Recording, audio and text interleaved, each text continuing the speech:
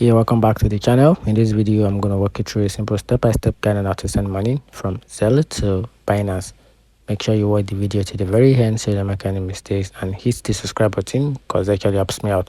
So to get started with the process, you have to log into your Binance account, then navigate to trade. Then from there, click on P2P, then find a seller accepting Zelle, then set your currency and choose the cryptocurrency you wish to buy. Then use the filter to find sellers who accept Zelle as a payment method.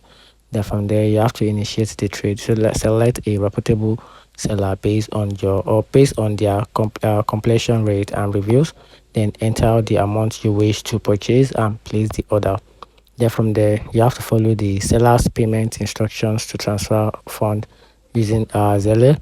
And after payment, click transferred, notify the seller on the Binance. Then from there, once the seller confirm the receipt, the cryptocurrency will be released to your Binance wallet.